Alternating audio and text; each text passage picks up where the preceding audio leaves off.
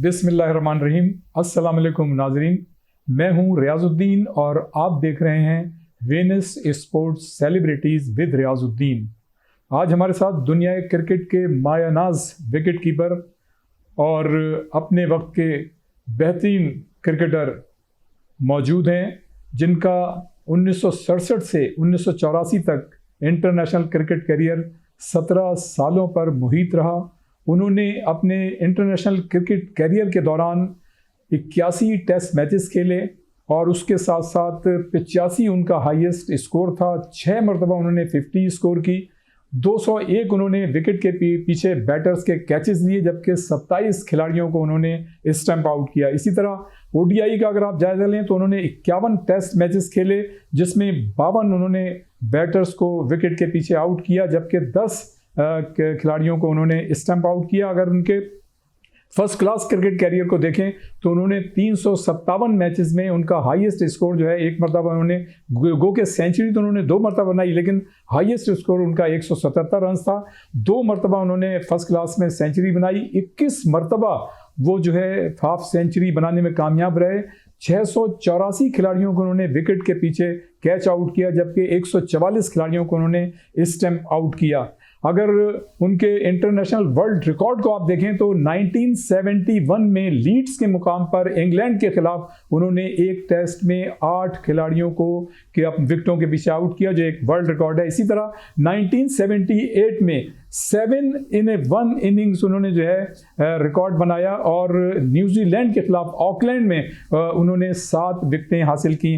तो ये उनकी विकेट कीपिंग का शानदार रिकॉर्ड था। और न सिर्फ वो पाकिस्तान क्रिकेट टीम के कप्तान रहे, बल्कि पाकिस्तान क्रिकेट टीम के मैनेजर भी रहे और उसके साथ साथ पाकिस्तान क्रिकेट बोर्ड की जो सिलेक्शन कमेटी है उसके चीफ सिलेक्टर भी रहे। 1997 में पाकिस्तान क्रिकेट बोर्ड ने उनको लाइफ टाइम अचीवमेंट अवार्ड से भी नवाजा। यकीनन आप समझ गए होंगे मेरी मुराद साबिक टेस्ट क्रिकेटर वसीम बारी से। अस्सलाम वालेकुम वसीम बारी साहब, कैसे हैं वसीम बारी? ठीक ठाक हैं, खैरियत से? जिंदाबाद। वसीम भाई से हम गो के उनके क्रिकेट कैरियर के हवाले से बात करेंगे, जो उनकी एक्स्ट्राऑर्डिनरी परफॉर्मेंस रही है उससे मुतालिक बात करेंगे। और चूंकि आजकल जो है आईसीसी T20 वर्ल्ड कप जो है मुश्तरका तौर पर यूएसए और वेस्ट इंडीज़ में हो रहा है, उससे मुतालिक भी बात करेंगे। और ख़ास तौर से पाकिस्तान क्रिकेट टीम की जो परफॉर्मेंस रही है वर्ल्ड कप में उससे मुतालिक भी बात करेंगे। लेकिन पहले कुछ सवाल जो हैं उनके कैरियर से मुतालिक भी करेंगे। वसीम भाई, सबसे पहले तो ये बताइए कि ये कॉमन सवाल होता है हर इंटरव्यू में और ये बड़ा ज़रूरी होता है मेहमानों से, कि आपने अपने इंटरनेशनल क्रिकेट कैरियर का आगाज़, या जब आपने क्रिकेट शुरू की तो किस तरह से, कहाँ से शुरू की क्रिकेट?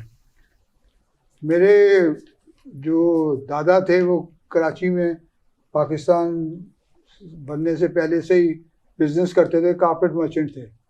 तो हम रहते थे एल्फिस्टन स्ट्रीट पर सदर में। और आपको जैसे मालूम होगा कि जहांगीर पार्क का नाम, जहांगीर पार्क एक क्रिकेट ग्राउंड था जहां पाकिस्तान के सब टेस्ट क्रिकेटर्स आकर प्रैक्टिस करते थे और वो 5 मिनट वॉक था हमारे घर से। तो हम हर शाम को जाते थे और इन पाकिस्तानी खिलाड़ियों को, इम्तियाज़ साहब, महमूद हुसैन, कादर साहब, हनीफ अहमद साहब, मुश्ताक साहब, वालिस मुताहिर साहब, इनको हम देखते थे। और इस तरह हमारा क्रिकेट का शौक़ था। 5 हम बहन भाई थे, मगर हमारा शौक़ इसलिए था भी कि हम जहांगीर पार्क में रोज़ शाम को जाते थे और इन खिलाड़ियों को खेलते हुए देखते थे। कभी ऐसा तो नहीं हुआ कि घर वालों ने कहा कि क्रिकेट में बड़ा टाइम लगता है, क्रिकेट ना खेलें, इसलिए कि पढ़ाई का ज़ाहिर है नौजवानी में दौर होता है, पढ़ाई पे भी कंसंट्रेट करना पड़ता है? हमारी हमेशा से वालदा की हिकमत होती थी कि अच्छे स्कूल्स में हम पढ़ाई अपनी करें। सबसे पहले तो हम फ्रोबल नर्सरी स्कूल में पढ़ते थे जो कैप्टी सैनमा के पास था। जी जी। उसके बाद हम कैंट पब्लिक स्कूल में गए जो कैंट स्टेशन पर मिलिट्री रन करती थी। जी बिल्कुल। उसके बाद मैं सेंट पैट्रिक्स में गया कॉलेज में, क्योंकि मुझे ये पता था कि सेंट पैट्रिक्स से टेस्ट क्रिकेटर्स वालिस मुताहिर और एंटर डिसूजा निकले। तो हमारी पढ़ाई पर हमारी जो वालदा थी वो बड़ी पंक्चुअल थी कि हम अच्छे स्कूलों से पढ़े और अच्छी तालीम हासिल करें। लेकिन हमें कभी खेलने से नहीं रोका, ना वालिद ना वालदा ने हमें। हमारे वालिद साहब के जो क्रिकेटर इम्तियाज़ साहब थे, वो उनके सबसे ज़्यादा मशहूर क्रिकेटर्स में से थे जिनको वो लाइक करते थे। तो इस तरह मेरा भी शौक़ विकेट कीपिंग का मेरे वालिद साहब की फेवरेट प्लेयर की तरफ से इम्तियाज़ साहब थे, तो इस तरह मेरा भी शौक़ बना कि मैं भी विकेट कीपिंग करूं और पाकिस्तान के लिए खेलूं। तो मतलब स्कूल में भी क्रिकेट थी, कॉलेज में भी क्रिकेट थी जब आप जिस ज़माने में खेलते थे, या क्लब क्रिकेट से शुरू किया आपने? स्कूल क्रिकेट में हमारे ज़माने में बड़ी मजबूत होती थी, रूबी शील्ड होती थी कराची से, और स्कूल कैंट पब्लिक स्कूल की एक अच्छी टीम होती थी, और हमारा शुरुआत क्रिकेट का स्कूल क्रिकेट से शुरू हुआ। उसके बाद कॉलेज क्रिकेट, उसके बाद यूनिवर्सिटी क्रिकेट, और उसके बाद लास्ट में वज़ीर मोहम्मद साहब ने सिलेक्टर थे, उन्होंने आकर मुझे कॉलेज क्रिकेट में ट्रायल्स में देखा, तो उन्होंने हनीफ साहब को कहा कि मैंने एक स्टूडेंट विकेट कीपर देखा है जो पाकिस्तान में सबसे अच्छा विकेट कीपर है। हनीफ साहब ने कहा कि ऐसा कौन सा विकेट कीपर है जिसको हम नहीं जानते। उन्होंने कहा नहीं, ये स्कूल कॉलेज का लड़का है, आप इसको देखें तो सही। तो मुझे एक डिफेंस बेनिफिट मैच में हनीफ साहब एज ए गेस्ट प्लेयर लेकर गया, और वहाँ मुझे देखा जाकर उन्होंने बड़ी हिम्मत अफजाई की। तो कहने का मतलब ये है कि शुरू से ही शौक़ मुझे था कि मैं विकेट कीपर बनूँ और इम्तियाज़ साहब की जगह दूँ। तो 1967 में आपने अपने क्रिकेट कैरियर का आगाज़ किया, और 1984 में आपके क्रिकेट कैरियर का अख्ताम हुआ। तो 1967 में जब आप पहली मरतबा टीम में आए तो वो किस तरह से आए? पहली दफ़ा जब टीम से आया मैं, उसका वज़ीर मोहम्मद साहब ने मुज़फ़्फ़र हुसैन साहब को, जो KCA के प्रेसिडेंट थे, कहा कि मैंने विकेट कीपर देखा, आप उनको ज़रूर देखें। तो मैं कराची के ट्रायल्स में नेशनल स्टेडियम में गया, तो उस ज़माने में कराची से विकेट कीपर 20 थे, और रज़ाउल्लाह साहब भी विकेट कीपिंग करते थे। तो उन्होंने कहा, मुझे देखा और कहा कि आप क्या करने आए हो यहाँ भाई? तो मैंने कहा मैं विकेट कीपर हूँ। तो उन्होंने कहा भाई आप घर जाएं, बैग अपना उठाकर, यहाँ 25 विकेट कीपर तो आपसे अच्छे हैं जो ट्रायल्स में। ये बात किसने कही? रज़ाउल्लाह ने। अच्छा। जो सिंध क्रिकेट एसोसिएशन में ऑफिशियल थे। जी जी। और उस वक्त वो विकेट कीपिंग भी करते थे। तो मुज़फ़्फ़र हुसैन साहब ने मुझे देखा, और वज़ीर मोहम्मद साहब कराची वाइट्स टीम के कप्तान थे, तो उन्होंने मुझे अपनी टीम में रखा, वज़ीर मोहम्मद साहब ने। तो इस तरह मेरी शुरुआत हुई। उसके दूसरे साल में मैं वक़ार हसन साहब के अंडर खेला, और अयूब ट्रॉफ़ी बाग़े जीना पर फाइनल हुआ, तो मैंने वहाँ 9 विकेट्स लिए। आपका पहला टेस्ट जो था वो 1969 27 जुलाई को आपने इंग्लैंड के खिलाफ टेस्ट डेब्यू किया था। 1967 एट लॉर्ड्स में, जहाँ हनीफ साहब ने सेंचुरी बनाई थी। बिल्कुल। तो मेरा पहला टेस्ट मैच था, मैं as a first choice wicket keeper गया था इंग्लैंड टीम जो पाकिस्तान की गई 1967 की। अच्छा वसीम भाई, आप जो है टेस्ट मतलब 81 टेस्ट खेले आपने, लेकिन आप 54 मैचेस में आपने कप्तानी की, जबकि अगर आप बात करें उसकी ओडीआई की, तो आपने ओडीआई के 51 मैचेस खेले, और उसमें भी मतलब ये कि आपने कप्तानी के फ़राइज़ अंजाम दिए। 10 के मैचों में आपने कप्तानी के फ़राइज़ अंजाम दिए। तो मैं ये पूछना चाह रहा हूँ कि आपने टीम की कप्तानी भी की, आप मैनेजर भी रहे, आप चीफ सेलेक्टर भी रहे, तो कब से सबसे ज़्यादा मुश्किलात का सामना आपको किस हैसियत में करना पड़ा, बहैसियत कप्तान, मैनेजर, चीफ सेलेक्टर, और कहाँ पे आपने सबसे ज़्यादा एंजॉय किया इन 3 शोबों में से एक शोबे में? सबसे पहले तो मैं कहूँगा कि एज ए प्लेयर मैंने बहुत एंजॉय किया, और मेरा पैशन था कि मैं पाकिस्तान के लिए खेलूँ, पाकिस्तान के लिए परफॉर्मेंस अच्छी करूँ। अल्लाह मियाँ ने मेहरबानी की, मैं पाकिस्तान के लिए 17 साल खेला। तो एज अ प्लेयर मैं बहुत एंजॉय करता था, और विकेट कीपिंग करते हुए मैं एंजॉय करता था। अगर आप कोई चीज़ करते हो और एंजॉय नहीं करें तो आप एक्सेल नहीं कर सकते। एक्सेल आप जब भी करेंगे कि जब आपका पैशन उस खेल में होगा। एक कहावत थी गॉडफ्री एवंस जो इंग्लैंड के विकेट कीपर थे, कि wicket keepers are born not made. Wicket keeper को बना नहीं सकते आप, वो नेचुरल विकेट कीपर्स होते हैं। तो मैंने एंजॉय विकेट कीपिंग की, और एज अ प्लेयर कप्तानी तो मुझे इसलिए मिली कि प्लेयर्स पैकर के लिए चले गए थे, और मैं सीनियर मोस्ट प्लेयर था। तो क्रिकेट बोर्ड ने मुझे ये ऑनर किया because of my services to Pakistan cricket. उन्होंने मुझे ऑनर किया कि पाकिस्तान का कप्तानी की। मैंने 6 टेस्ट मैचों में, 3 पाकिस्तान में और 3 इंग्लैंड में।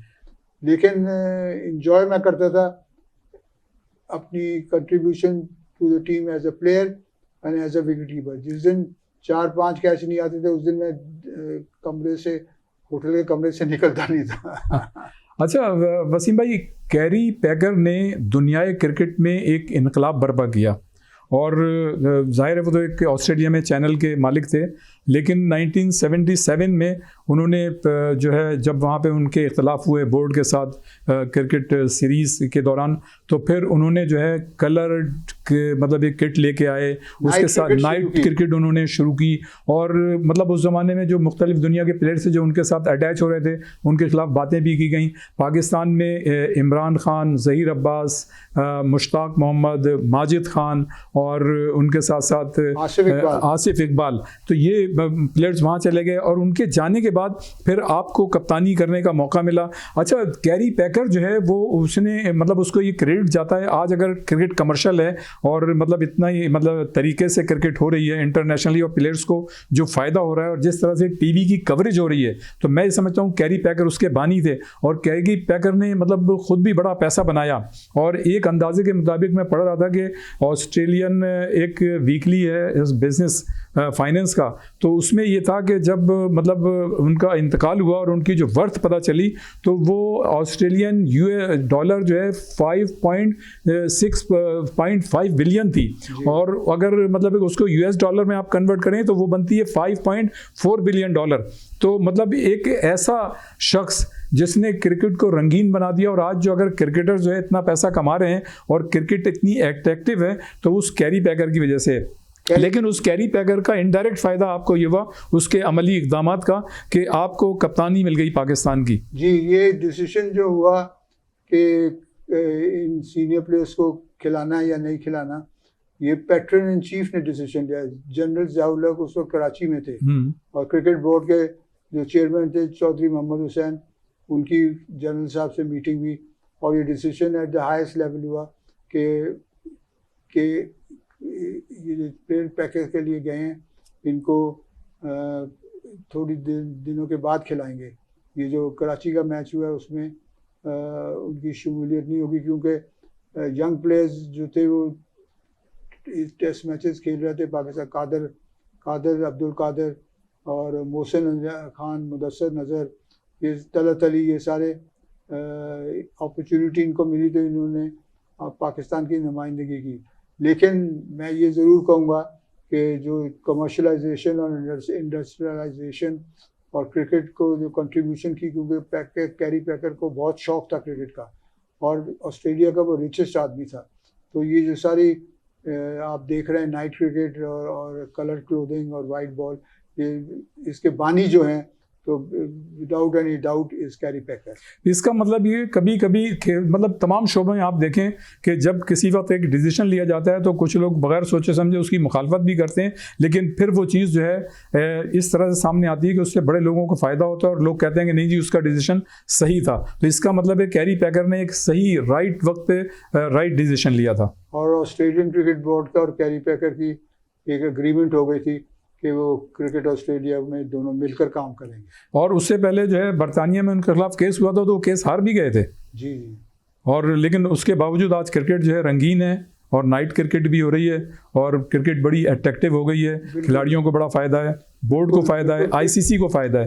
क्रिकेट जो थी वो काफ़ी दूसरे खेलों के तरीके अगर आप देखें तो काफ़ी पीछे रह गया था sport. Footballers, tennis players, car racing drivers, ये बहुत ज़्यादा कमाते थे और इनकी स्पोर्ट्स में इनकी कंट्रीब्यूशन भी बहुत ज़्यादा थी।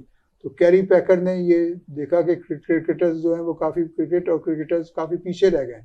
तो मैं विदाउट एनी डाउट कैरी पैकर ने रेवोल्यूशन लाया क्रिकेट में। अच्छा, मतलब आपको जो कप्तानी मिली तो वो कप्तानी अचानक मिली थी, तो आप मतलब एक उस वक्त मेंटली प्रिपेयर थे या कभी आपने सोचा था कि मुझे कप्तानी भी मिल सकती है? देखें, कप्तानी तो मुझे मिली बिकॉज मैं सबसे सीनियर प्लेयर था और मैं सबसे ज़्यादा खेला, तजर्बा मेरा सबसे ज़्यादा था। लेकिन कभी ऐसा होता है कि मुल्क की खातिर आपको मुश्किल काम भी करना होता है। एब्सोल्युटली। तो हर वक्त जो है वो बेड ऑफ रोजेज नहीं होते। कप्तानी करना एक आसान चीज़ नहीं है। जैसे आपने अभी देखा कि पाकिस्तान टीम के कप्तानों की प्रॉब्लम हो रही है। अच्छा, ये बताइए, कप्तान का इंटेलिजेंट होना, उसका एग्रेसिव होना और उसका बोल्ड डिसीजन लेना कितना अहम होता है सिचुएशन जब चेंज होती है। इसलिए कि हम पैट कमिंस की हमने कप्तानी देखी है, बड़े मतलब ये कि बोल्ड डिसीजन लिया करते थे और उनके प्लेयर्स भी उनको पॉजिटिव रिस्पॉन्ड दिया करते थे। तो आप क्या समझते हैं कि कप्तान, एक तो ये होता है कि रवायती कप्तानी कर रहे हैं, एक ये होता है कि टाइमली मतलब जो सिचुएशन चेंज होती है उसके हिसाब से आप राइट टाइम पे राइट डिसीजन लें, तो कप्तान का इंटेलिजेंट होना ज़रूरी है।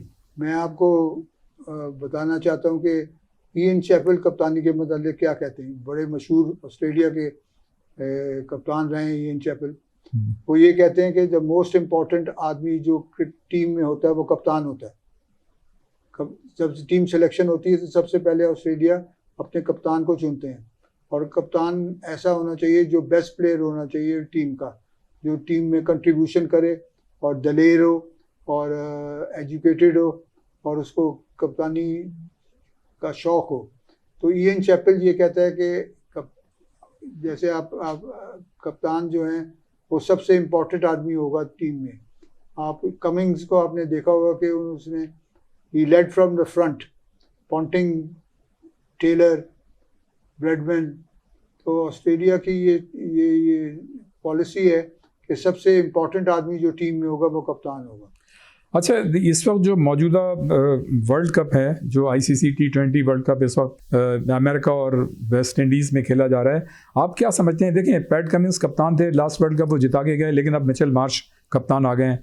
अच्छा, एक तो ये हो गया, फिर रोहित शर्मा इंडिया के हैं, इसी तरह रोमन पावल जो हैं वेस्ट इंडीज़ के हैं, मतलब वो एक्स्ट्रा ऑर्डिनरी कप्तानी कर रहे हैं। इसी तरह एडन मार्करम है जनूबी अफ्रीका के, और ये टीमें इस वक्त, जैसे आप जनूबी अफ्रीका को लें, वेस्ट इंडीज़ को ले लें और उसके साथ साथ इंडिया और ऑस्ट्रेलिया, ये चारों टीमें जो हैं वो क्वालिफाई कर गए हैं सुपर 8 के लिए, दूसरी टीमों ने नहीं किया। तो आप क्या समझते हैं कि इसमें कप्तानों का कितना कंट्रीब्यूशन है और उनके खिलाड़ियों का कितना कंट्रीब्यूशन है? मैं बिलीव करता हूँ जो इयन चैपल ने कहा।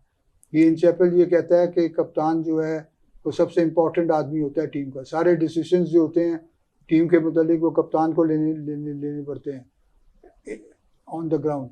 तो आपने देखा होगा जो कामयाब कप्तान रहे हैं वो उन्होंने सबों ने, एक तो उनकी लीडरशिप क्वालिटी उनमें है, और दूसरा उनकी जो उनका जो कंट्रीब्यूशन टू द टीम है वो भी बड़ा मजबूत है।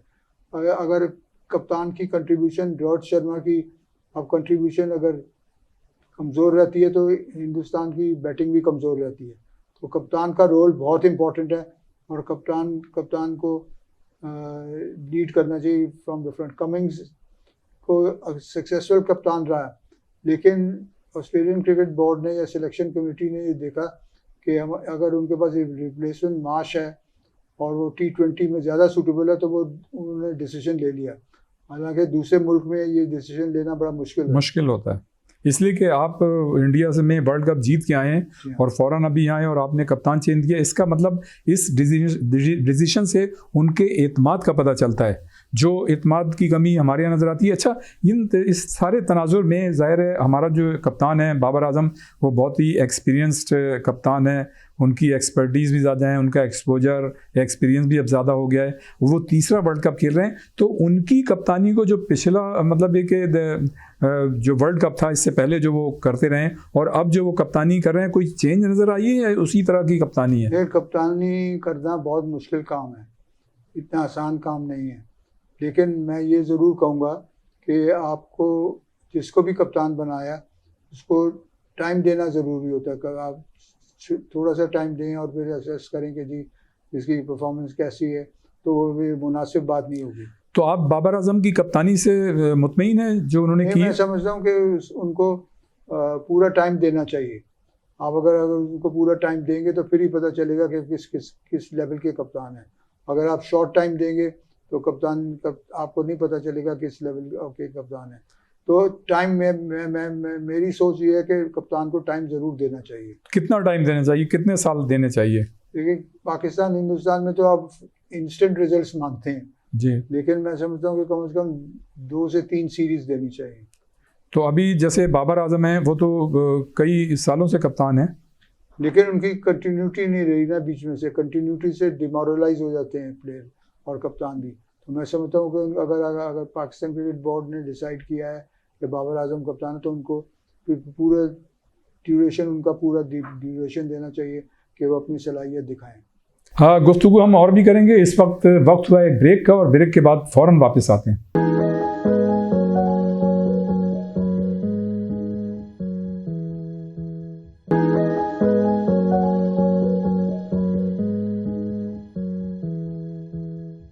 Welcome back. एक मतलब फिर हम आपको खुशामदीद कहते हैं और अपने सिलसिले को वहीं से शुरू करते हैं जहाँ से ये सिलसिला ख़त्म हुआ था।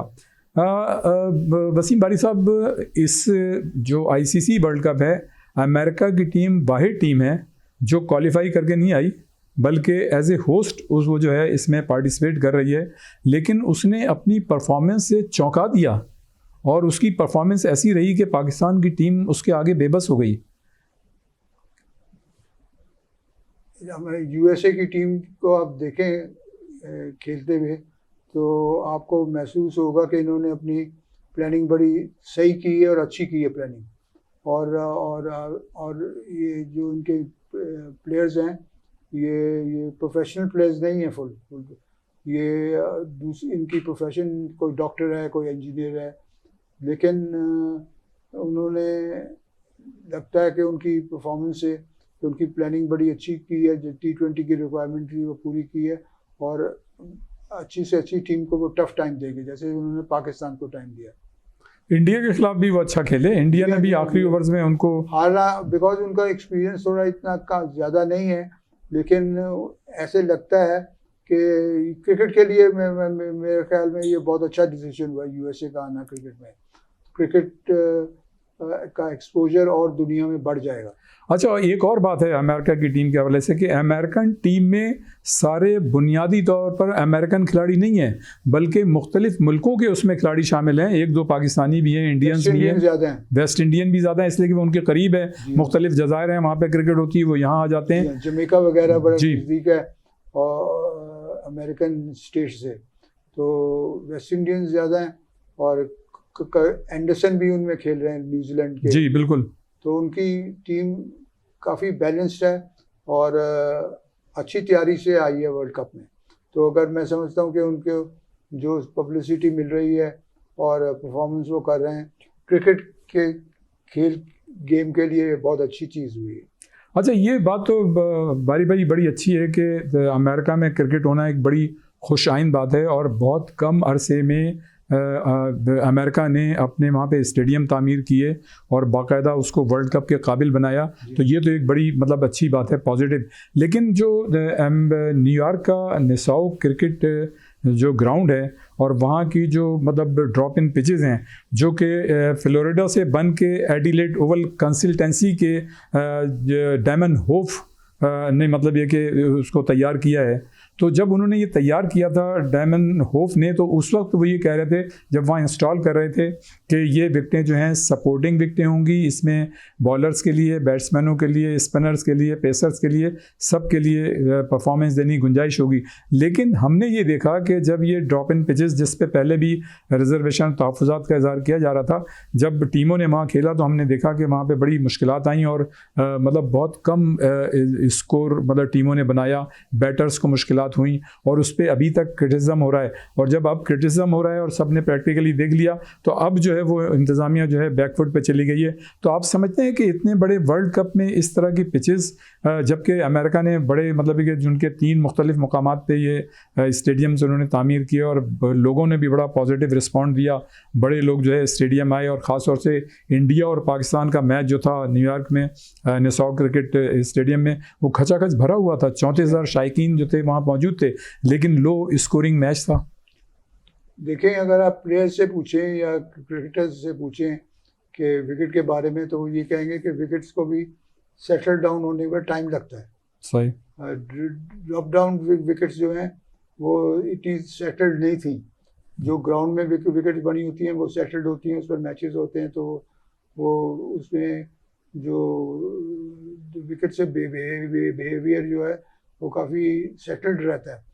ड्रॉप एंड विकेट्स जो हैं ये किसी दूसरे मुल्क या ग्राउंड से बनकर आती हैं और उसके बाद उसको उस ग्राउंड में इंस्टॉल किया जाता है। तो इन विकेट्स को टाइम नहीं मिला, इन पर मैचेस नहीं हुए, तो इसलिए ये सेटल्ड नहीं है। और इतने बड़े टूर्नामेंट वर्ल्ड कप जो हो रहा है इसमें विकेट्स जो हैं वो बॉलर और बैट्समैन के फेवरेबल होनी चाहिए, लेकिन सेटल्ड विकेट्स होनी चाहिए, क्योंकि जो पब्लिक है वो देखने आती है अच्छी क्रिकेट और बॉलर अच्छी बॉलिंग, अच्छी क्रिकेट, अच्छी फील्डिंग। तो अगर लो स्कोरिंग मैचेस होते हैं तो वो स्पेक्टेटर्स को इतना एंजॉय नहीं करते जितना उनको वर्ल्ड कप में करना चाहिए। तो ये एक्सपेरिमेंट जो हुआ ये थोड़ा सा वीक था। तो आप ये क्या समझते हैं कि वर्ल्ड कप जैसे इतने बड़े मेगा इवेंट में इस तरह विकेट का बिहेवियर, इसके मनफी असरात होंगे या मस्बत होंगे आइंदा? मैं मतलब हर चीज़ में जो स्टेक होल्डर्स होते हैं वो एक्सपीरियंस से फ़ायदा उठाते हैं। मैं समझता हूँ कि ये जो एक्सपीरियंस इनको मिला है ये वर्ल्ड कप की विकेट्स का, इससे आईसीसी जो है वो प्रॉपर डिसीजन लेगी और इंश्योर करेगी कि विकेट ड्रॉप डाउन विकेट्स जो हैं इसमें थोड़ी सी इम्प्रूवमेंट भी लानी चाहिए, बिकॉज फीडबैक जो है वो इतना स्ट्रॉन्ग हो गया है कि जी विकेट्स वर्ल्ड कप की अच्छी तैयार विकेट्स होनी चाहिए। अच्छा, हमने ये देखा कि ऑस्ट्रेलिया में ड्रॉप इन पिचेस का बड़ा रिवाज है, मुख्तलिफ वहाँ पे स्टेडियम्स में ड्रॉप इन पिचेस ज़ाहिर है इंस्टॉल है, वहाँ पे क्रिकेट हो रही है काफ़ी अरसे से। और जब रमीज़ राजा पीसीबी के चेयरमैन थे अभी कुछ साल पहले, तो इन्होंने भी ड्रॉप इन पिचेस पाकिस्तान मंगवाने का मतलब उनका भी इरादा था आरिफ हबीब साहब के साथ मिलके, लेकिन वो ड्रॉप इन पिचेस का जो फैसला था फिर ड्रॉप कर दिया गया। तो वैसे तो ये ऑस्ट्रेलिया की होती हैं, लेकिन जो न्यूयॉर्क वाली जो ये ड्रॉप इन पिचेस हैं ये एडिलेड में बनी थी। तो आपने सही कहा कि मतलब जब तक उस पर क्रिकेट नहीं होगी उस वक्त तक नहीं होगा। तो पाकिस्तान ने क्यों ड्रॉप इन पिचेस का फैसला जो है ड्रॉप कर दिया? और अब मोहसिन नकवी साहब ने अभी ये कहा है कि वो मतलब मिट्टी जो है बाहर से लाएंगे और विकेटें बनाएंगे। तो मिट्टी ला के विकेट बनाने में और ड्रॉप इन पिचेस डायरेक्ट वहाँ से मंगवा के इंस्टॉल करने में क्या मतलब मस्बत है और क्या मनफी है? ड्रॉप इन पिचेस वहाँ बनती हैं, उस ग्राउंडों पर बनती हैं जहाँ ग्राउंड में 2-3 किस्म के खेल होते हैं। ऑस्ट्रेलिया वगैरह में और अमेरिका में जो ग्राउंड्स हैं उसमें फुटबॉल भी होता है जी बिल्कुल, और उसमें बेसबॉल भी होता है, और उसमें उस ग्राउंडों में न्यूजीलैंड के ग्राउंडों में भी रग्बी होती है और क्रिकेट भी होती है और हॉकी भी होती है। तो इसलिए ड्रॉप इन पिचेस वहाँ बनाई जाती हैं जहाँ एक ग्राउंड पे 3-4 खेल होते हो, और उनका तजर्बा ड्रॉप इन पिचेस का भी काफ़ी ज़्यादा है। ऑस्ट्रेलिया के पास नॉलेज बहुत है ड्रॉप इन विकेट्स की है। अच्छा बारी भाई, हमने जो इस वर्ल्ड कप में अमेरिका और इंडिया के ख़िलाफ़ मैचेस खेले, आप क्या समझते हैं हमने कहाँ गलती की? इसलिए कि आप भी क्रिकेटर रहे हैं, आपने भी बड़े मैचेस ज़ाहिर है इंडिया के ख़िलाफ़ खेले हैं, कि ये कमोबेश वर्ल्ड कप की तारीख में पहला मौका था कि पाकिस्तान की टीम जो थी इस पोजीशन पे थी कि इंडिया से आसानी के साथ जीत सकती थी। और अमेरिका के खिलाफ आप परफॉर्मेंस देखें तो इन दोनों मैचेस में हमने कहाँ गलती की, हमारी टीम कहाँ खेल नहीं सकी? हिंदुस्तान का मैच देखें, हिंदुस्तान का और पाकिस्तान का जो मैच होता है वो हाईएस्ट लेवल ऑफ क्रिकेट होती है। ठीक है।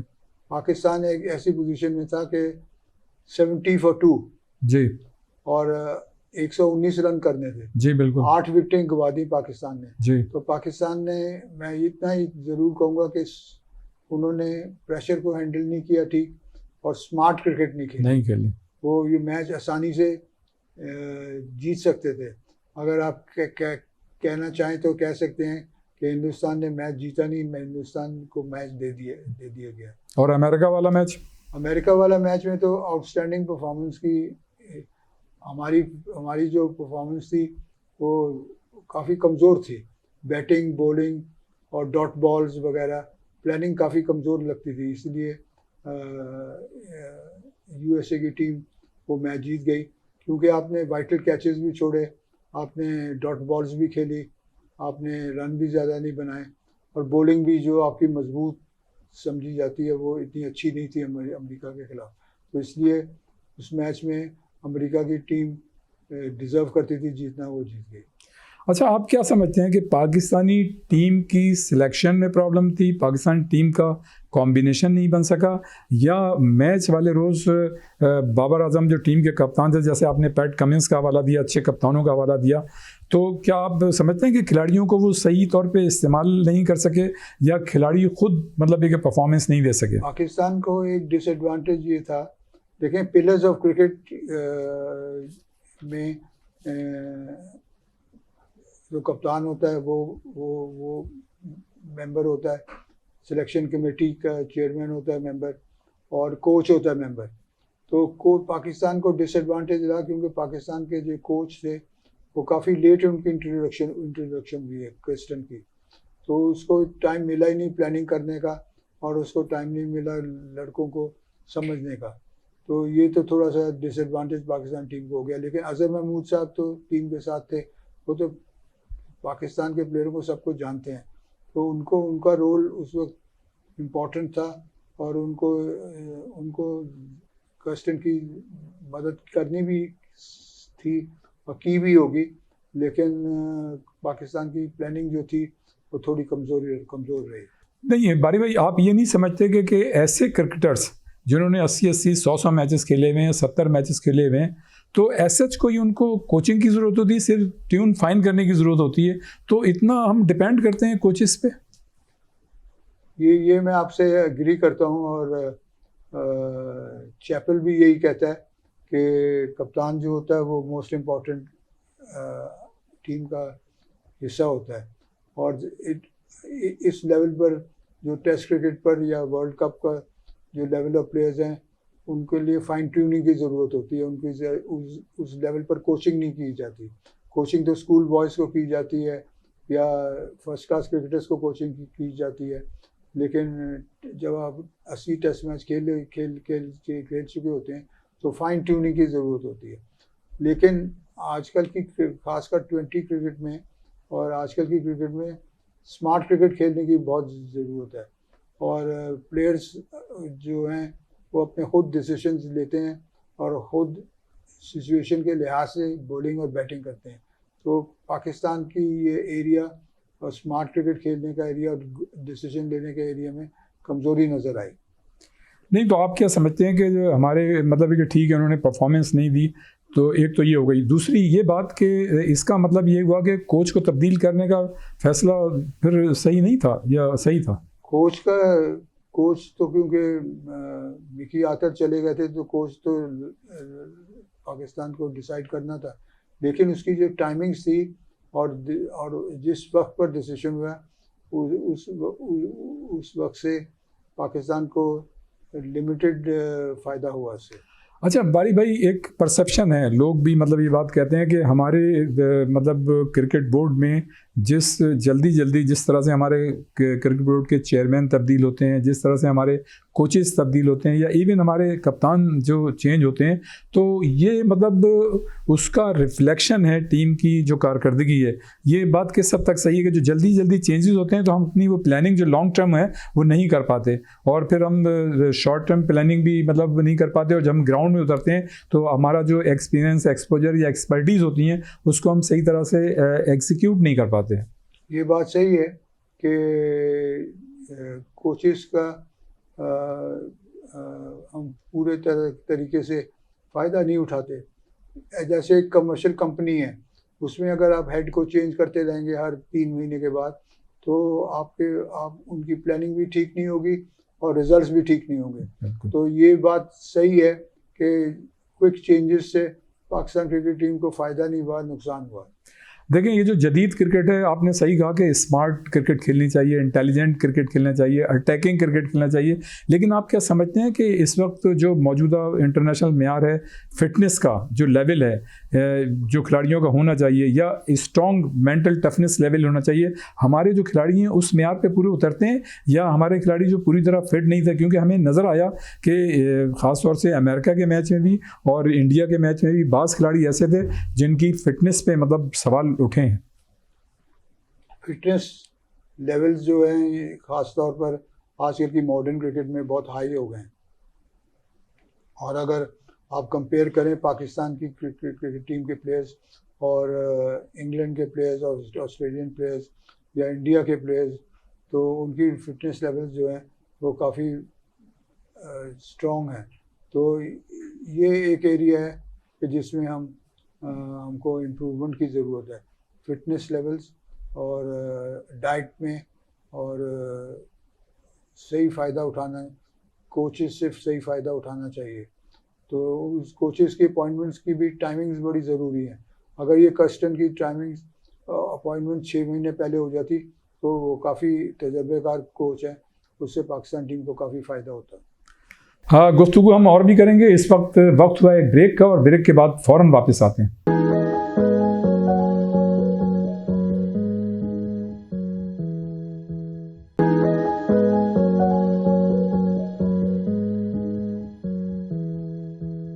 एक मतलब हम फिर दोबारा आपको खुशामदीद कहते हैं और इस सिलसिले को वहीं से लेके चलते हैं जहां से हमने इसको ख़त्म किया था।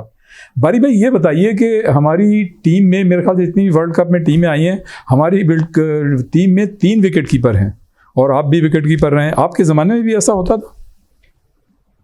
अमूमन विकेट कीपर जो है वो कप्तान के बाद सबसे इम्पोर्टेंट आदमी होता है, और जिस पोजीशन में वो खड़ा होता है वहाँ से काफ़ी गाइड कर सकता है अपने कप्तान को। लेकिन नॉर्मली टीम के विकेट कीपर्स, एक ही विकेट कीपर होता है। इस वक्त पाकिस्तान टीम ने एक्सपेरिमेंट किए 2 विकेट कीपर्स के साथ। तो मैं समझता हूँ कि ये एक्सपेरिमेंट बहुत कम टीमें करती हैं। इंग्लैंड की टीम भी करती है, बेस्टो और उनका जो कप्तान है वो विकेट कीपर है। तो हिंदुस्तान भी एक ज़माने में कुंदरम और इंजीनियर के साथ करता था, लेकिन स्टैंडर्ड है एक विकेट कीपर टीम में एक होना चाहिए, और तजर्बेकार प्लेयर होना चाहिए। अच्छा बारी भाई, आप यकीनन जो 70s और 80s का दौर था उसमें आप दुनिया के क्रिकेट के चंद अच्छे विकेट कीपर्स में से एक थे। एक तो ये बताइए कि उस वक्त आपके दौर के कौन कौन विकेट कीपर थे, और अब जो विकेट कीपर ख़ासतौर से इस वर्ल्ड कप में आए हैं, आप क्या समझते हैं सबसे अच्छा विकेट कीपर कौन है? देखें, थोड़ा सा विकेट कीपिंग रिक्वायरमेंट चेंज हो गई है। उस ज़माने में 70s में और 60s में विकेट कीपर जो होता था, जो बेस्ट विकेट कीपर होता था वो टीम में खेलता था। अब रिक्वायरमेंट हो गई है बैट्समैन विकेट कीपर जी।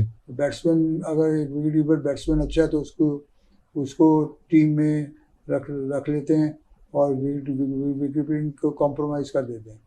तो वो जो हमारा 70s का एरा था, वो एरा ऑफ विकेट कीपर्स कहा जाता था। एलन नॉट, इंजीनियर, मरे, माश, वर्ड्सवर्थ, स्मिथ, तो सब जो थे वो टॉप क्लास विकेट कीपर्स थे, किरमानी।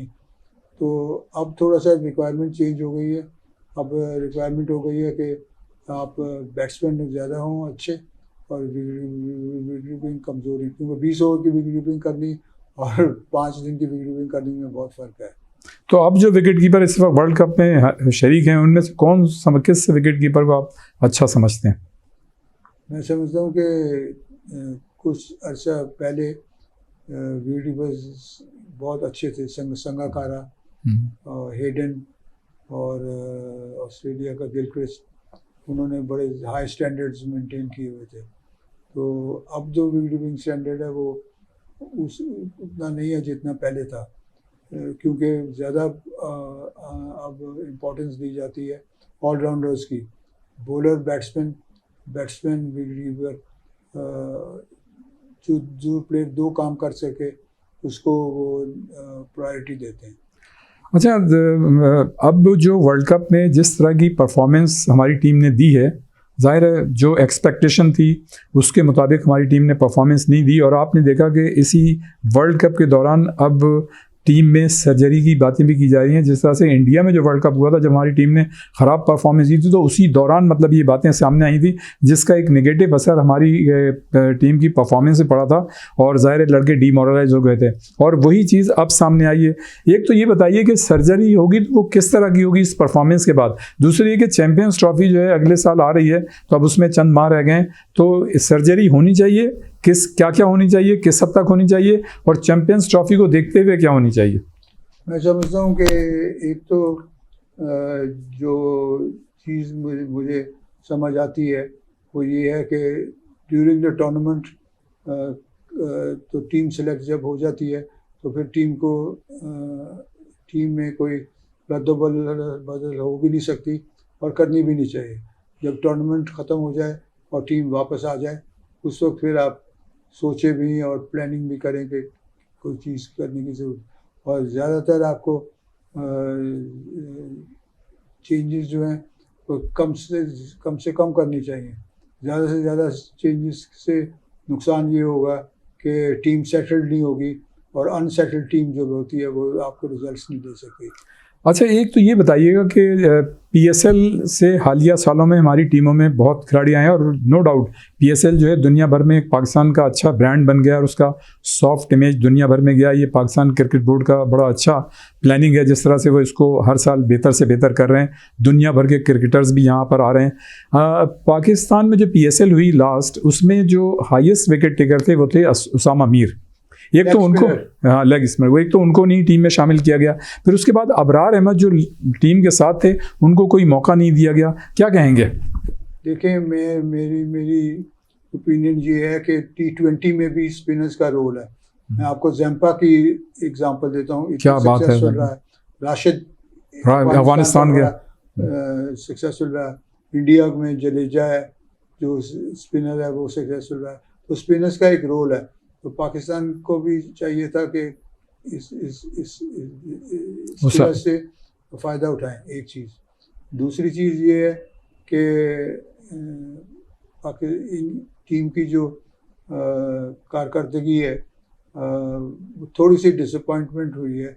हालांकि पाकिस्तान की टीम जो है इससे अच्छी परफॉर्मेंस कर सकती है।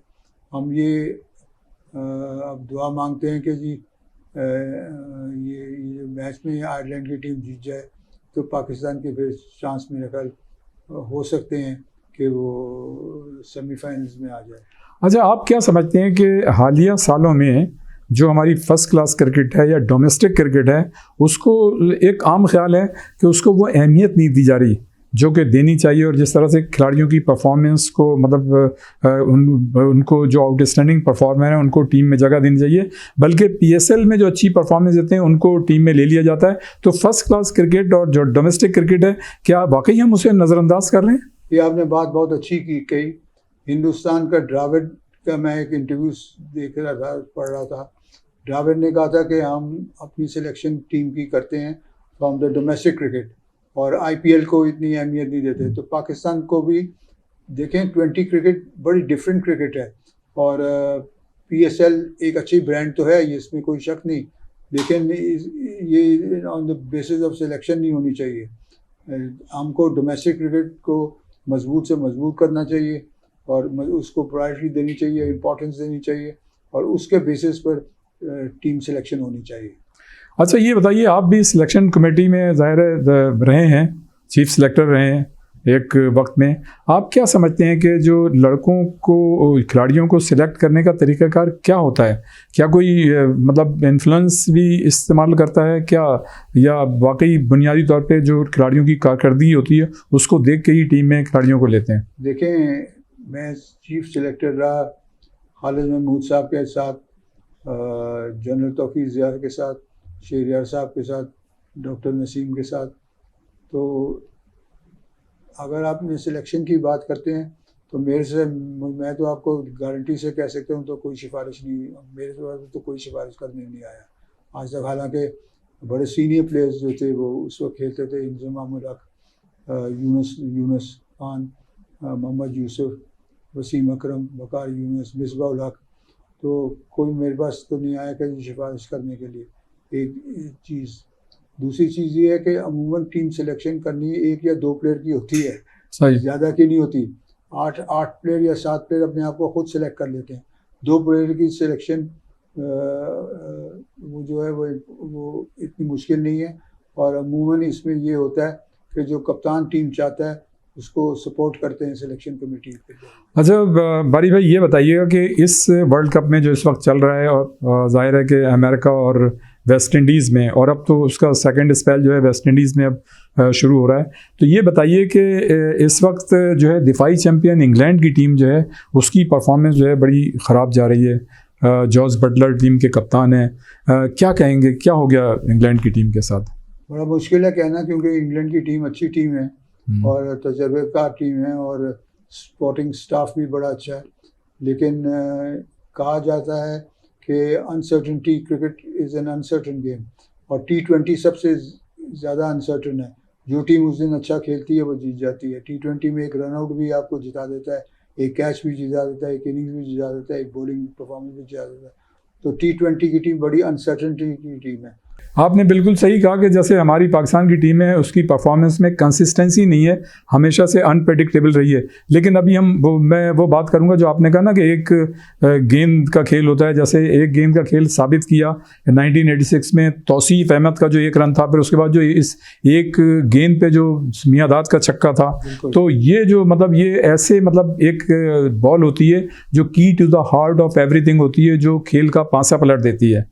ऐसे ही उस टीम में ऐसे प्लेयर्स होते हैं जो अपनी एक परफॉर्मेंस से जिता देते हैं, जैसे मियांदाद एक्सेप्शनल क्रिकेटर हैं, और मैं समझता हूँ कि पाकिस्तान के सबसे अच्छे बैट्समैन कहा जाता है इनको। वो जो प्लानिंग में उनकी दिमाग में जो चीज़ें आती हैं वो आम प्लेयरों के दिमाग में नहीं आती, तो वो अपना परफॉर्मेंस देकर पाकिस्तान को उन्होंने जिताया। तो हर टीम में ऐसे प्लेयर्स होते हैं जो अपनी परफॉर्मेंस कर अपनी टीम को जिता देते हैं, और ऐसे प्लेयरों का होना टीम में बहुत ज़रूरी है। इस वक्त हमारी टीम में जो प्लेयर्स हैं वो स्मार्ट क्रिकेट नहीं खेल रहे, और इसलिए पाकिस्तान की जो परफॉर्मेंस है वो इस तरह नहीं हो रही जैसे होनी चाहिए। बहरहाल हमारी दुआएं पाकिस्तान की टीम के साथ हैं, या तो कोई मौजज़ा हो जाए कि हमारी टीम जो है इस वर्ल्ड कप में सुपर 8 में आ जाए, या फिर आइंदा जो चैम्पियंस ट्रॉफी होगी उस वक्त तक हमारी टीम जो है कोई एक्स्ट्रा ऑर्डिनरी परफॉर्मेंस दे दे। तो बड़ा अच्छा लगा जनाब आपसे बात करके। बारी भाई, आखिरी बात, कोई हमारे नौजवानों को अगर कोई आप पैगाम देना चाहें तो काइंडली पैगाम दीजिएगा। पैगाम यही है कि आप स्पोर्ट्समैन हैं, आप हैं, या इंजीनियर हैं, या आप डॉक्टर्स हैं, तो रिक्वेस्ट यही है कि ऐसे काम करें जिससे पाकिस्तान का फ़ायदा हो, क्योंकि इस वक्त हमारे मुल्क को हम सब की कंट्रीब्यूशन की ज़रूरत है। बहुत शुक्रिया वसीम बारी भाई आपका कि आपने अपना कीमती टाइम दिया। वसीम बारी साहब से बात हो रही थी, और वसीम बारी साहब की जो एक्सपीरियंस है, जो उनका एक्सपोजर है, जो उनकी एक्सपर्टीज़ है, यकीनन आपको उनकी गुफ्तगू में वो सब उसका रिफ्लेक्शन नज़र आ रहा होगा। आइंदा हम इंशाल्लाह एक मतलब फिर हाजिर होंगे और एक नए मेहमान के साथ। उस वक्त के लिए खुदा हाफिज़। रियाजुद्दीन को इजाज़त दीजिए। अस्सलाम वालेकुम।